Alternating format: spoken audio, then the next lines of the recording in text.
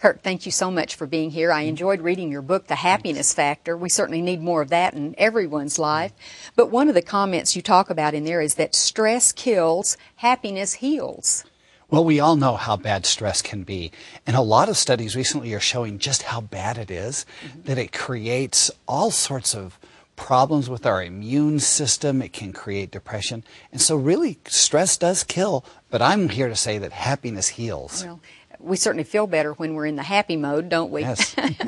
But when we talk about stress management, and I think when things are going well, we all manage well and we know what we need to do. But when we are confronted with stressful situations, whether it's death, grief, loss of job, problems at home with children or spouses, how do you suggest, though, that people get a grip on it?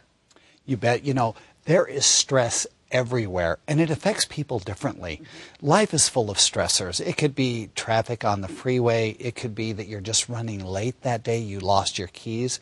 So one of the things I talk about in the happiness factor is this principle of underreact. And underreact is simply saying to yourself, I choose to underreact. And I like to think of it as the opposite of freaking out. Right? Overreacting, major. Yeah, the opposite of overreacting. But you can also think of it as your emotional caller ID. So Cheryl, if I were to call you and you have caller ID, you're going to say, oh, it's that Kirk guy again. Or you may not want to speak to me right then because it's not the time. You don't want to engage in the Leaving for a meeting or something.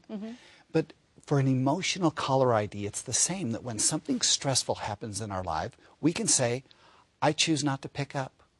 And you say, I choose to underreact. You take a step backwards, you take a breath, and you have a more appropriate response than overreacting or instead of freaking out.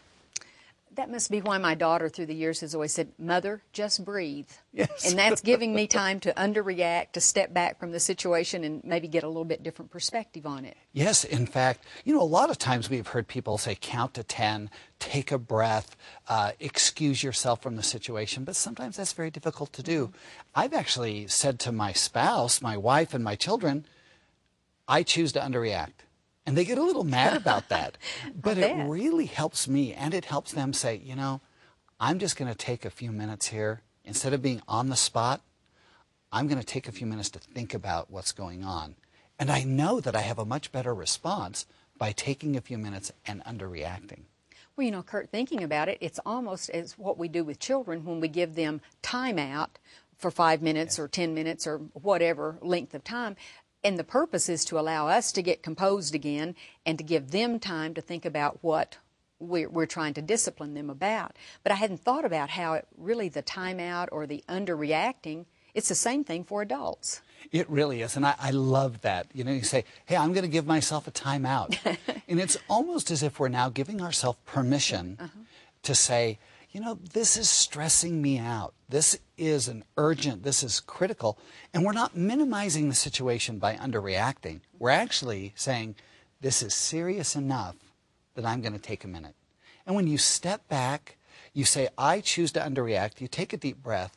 I know for myself that my decisions, particularly in urgent or critical situations, are so much more appropriate. They're better decisions, more thoughtful, and less emotional. And I know it reduces my stress significantly by just underreacting.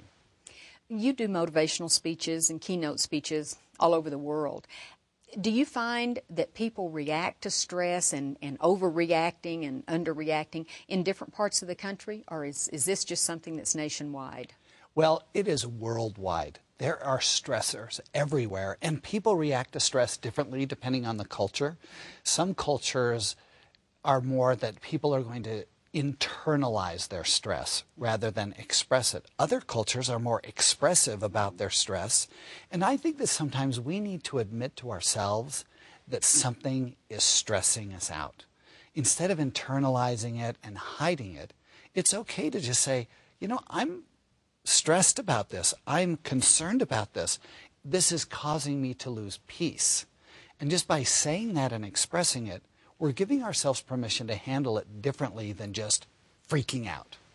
What do you do in a situation where one person is able to talk about things and maybe the spouse internalizes it and doesn't want to? How do they work out the stress, maybe it's a joint stress, maybe it's financial, maybe it's loss of a job of one or the other, when two people react so differently to the same situation? I think that's a great question. And we live that every day, whether it's at home with our husband or our wife, with our children, or even at work.